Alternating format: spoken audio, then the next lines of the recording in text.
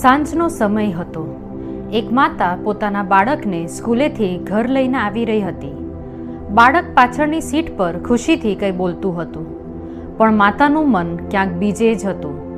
તે વિચારી રહી હતી, આ દુનિયામાં હું મારા બાળકને કેવી રીતે સાચવીશ? આજની ઘણી માતાઓને એ જ ડર સાથે જીવે છે. દુનિયાનો ડર, સોશિયલ મીડિયાનો ડર, ખોટી સંસ્કૃતિ, ખોટી મિત્રતા, ભવિષ્યની ચિંતા અને સૌથી મોટો ડર, એક દિવસ શું હું મારા બાળકો પરનો પ્રભાવ ગુમાવી દઈશ? માતા બનવું એટલે માત્ર પ્રેમ કરવું નહીં. ક્યારેક તેનો અર્થ સતત ચિંતા કરવી પણ હોય છે. બાઇબલમાં પણ એક એવી જ માતા હતી, યોખેબેદ. કોણ છે, યાદ છે? હા, મૂસાની માતા. તે સમયે મિસરમાં ભયંકર આદેશ આપવામાં આવ્યો હતો. હિબ્રુ લોકોના જન્મેલા દીકરાઓને મારી નાખવાના હતા. કલ્પના કરો, એક માતા પોતાના બાળકને છુપાવી રહી છે. આવો ફરમાન જો આપવામાં આવ્યો હોય અને તમે તમારા બાળકને જો છુપાવીને રાખી હોય તો એક નાનકડો અવાજ થાય ને તોય કંપારી છૂટી જાય. દરેક દિવસ ભયમાં પસાર કરે છે, પણ પછી એક દિવસ તેને સૌથી મુશ્કેલ નિર્ણય લેવો પડ્યો. તેણે પોતાના નાનકડા બાળકને ટોપલીમાં મૂક્યો અને નદીમાં છોડી દીધો.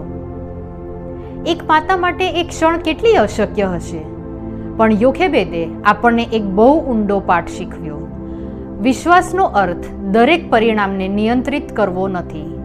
વિશ્વાસનો અર્થ છે કે પોતાના બાળકને ઈશ્વરના હાથમાં સોંપી દેવું. આજની ઘણી માતાઓ બધું નિયંત્રિત કરવાનો પ્રયત્ન કરે છે. દરેક મિત્ર, દરેક એપ્લિકેશન, દરેક મૂવી, દરેક નિર્ણય, દરેક ભવિષ્ય, પણ સાચી શાંતિ નિયંત્રણમાં નથી. સાચી શાંતિ તો વિશ્વાસમાં છે.